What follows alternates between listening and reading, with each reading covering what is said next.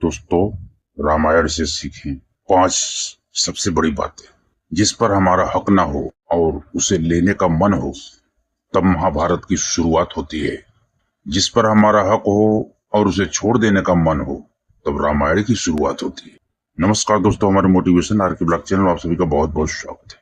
दोस्तों, आज हम रामायण का जो पवित्र ग्रंथ है उसकी सारी बातें लिखने को मन तो करता है, लेकिन कम समय में ज्यादा बताना चाहता हूँ।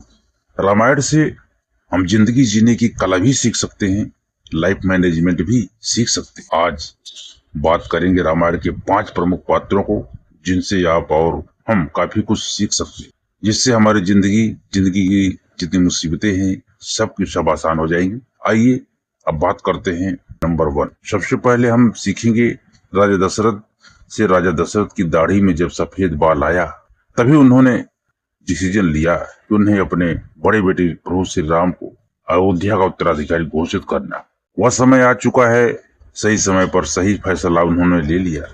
सबसे बड़ी सीख जो राजा दशरथ से मिलती है, जिंदगी में परिस्थिति को देखें और अपनी क्षमता को देखें, भविष्य को देख लें, उसके बाद में डिसीजन लें। सारे लोग एक पोजीशन से चिपक जाते हैं, मालूम होता है कि हम उसके लायक अब नहीं हो रहे और हमारे अंदर इतनी क्षमता नहीं रही, लेकिन तब भी वह मोह हमें बांधे रखता है।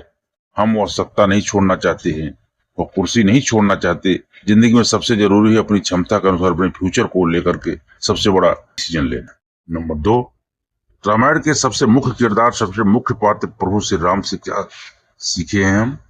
कहते हैं कि जब हम राजा बनने जा रहे थे, उसी वक्त उन्हें मालूम चला उन्हें 14 वर्षों के लिए वनवास जाना होगा। मैं एक पल के लिए जो कुर्सी को सत्ता आती हुई दिख रही थी, वह सब कुछ चला गया। सामने था पिता का फैसला, जिसमें उन्होंने कहा था कि आपको 14 सालों के लिए वनवास जाना है, कि वह सत्ता का सुख, वह राजा दरबार का मोह, सब कुछ त्याग कर प्रभु श्री राम वनवास के लिए निकल गए।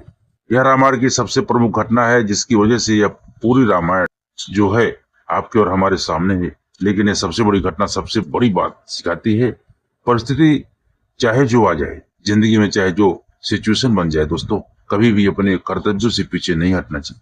प्रभु श्री राम ने एक बात जो रामायण में कही है, अगर उसमें से कोई एक बार भी अपनी लाइफ में फॉलो कर ले तो मुसीबत हमारी आसपास नहीं पड़ती। भगवान श्री राम का नाम लेना बहुत अच्छी बात है, लेकिन उनके आचरण को अपनी जिंदगी में डाल लेना बहुत बड़ी बात है, क्योंकि जो चरण होते हैं वह मंदिर तक ले जाते हैं और जो आचरण होते हैं वह भगवान तक ले जाते हैं। तीसरा, माता सीता से क्या सीखे हैं? माता सीता ने क्या सीख दी है?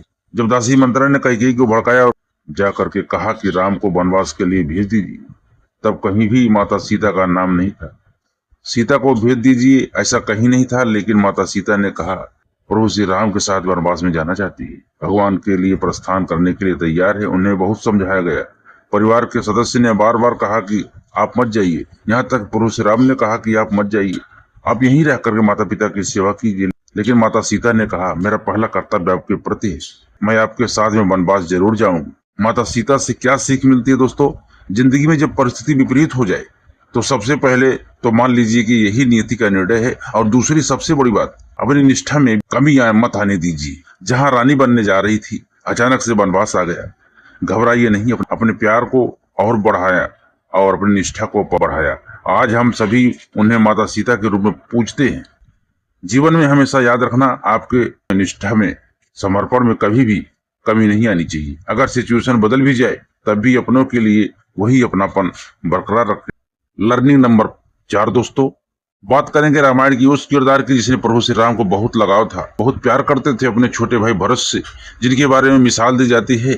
भरत मिलाप के किस्से सुनाए जाते हैं। भरत जी जो कि प्रभु श्री राम के बहुत प्यारे थे, जब प्रभु श्री राम को वनवास दिया गया उस वक्त वो अपने ननिहाल में थे। जैसे उन्हें मालूम चला प्रभु श्री राम राजपाट छोड़ करके जंगल की तरफ निकल रहे हैं, दौड़ते हुए आए और प्रार्थना की कि चलिए वह राज्य आपका है और उसे आप संभालिए, उस पर आपका अधिकार है। प्रभु श्री राम ने मना कर दिया कि पिताजी का निर्णय था, मानना होगा, 14 साल का वनवास मिला है, उसे जीना होगा, आप जाइए और जा करके राज कीजिए। लेकिन तब भरत जी ने वह काम नहीं किया। उन्होंने क्या किया? प्रभु श्री राम की चरण पादुकाएं लेकर के आए और सिंहासन पर रखकर कहा कि यह सिंहासन तब तक प्रभु श्री राम का ही रहेगा जब तक कि वह वापस नहीं आ जाते।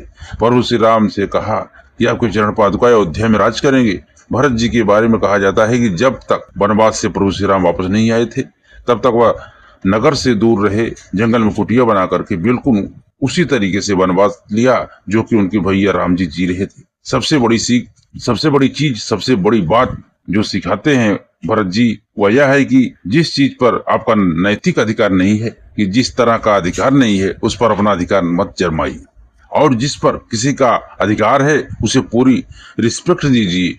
अब बात करेंगे दोस्तों उनकी जिनके बिना रामायण अधूरी है, भगवान श्री राम माता सीता के साथ जिन्होंने 14 वर्ष का वनवास बिताया, जिसे जाने की जरूरत नहीं थी लेकिन भैया के साथ चले गए।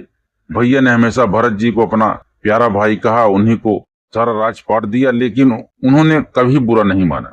तो भी प्रभु श्री राम के सबसे बड़े शिष्य लक्ष्मण जी जो सिखाते हैं कि हम सभी की जिंदगी में कभी भी प्रशंसा की चाह में हमें नहीं पड़ना चाहिए, यह मत सोच करके काम करना कि मेरी तारीफ होगी, क्योंकि प्रभु श्री राम ने तो सारा प्यार भरत जी को दिया है। लेकिन समर्पण की भावना के साथ 14 वर्षों तक जंगल में भटकते रहे लक्ष्मण जी, जो सिखाते हैं कि नाराज न होना या सोचकर कि काम मेरा और नाम किसी और का हो रहा है, क्योंकि घी और रुई सदियों से जलते आ रहे हैं और लोग कहते हैं कि दिया जल रहा है। लक्ष्मण जी की बात चली तो जाते जाते एक आखिरी लाइन 5 लर्निंग से जो अलग है रामायण के विलेन की, यानी कि रावण की जो महापंडित था, लक्ष्मण जी को एक बात जाते जाते दुनिया को छोड़ते वक्त रावण ने कही थी। लक्ष्मण जी से कहा था कि लक्ष्मण, जिंदगी में अच्छा याद रखना, शुभ व विक्रम यानी कि जो शुभ कार्य है वह जितनी जल्दी हो जाए उतना अच्छा है, और जो गलत काम है उसको जितना टाल सके उतना बढ़िया है। रावण ने कहा था कि मुझे प्रभु श्री राम को पहचानने में देरी हो गई, वह सब काम में देरी हो गई,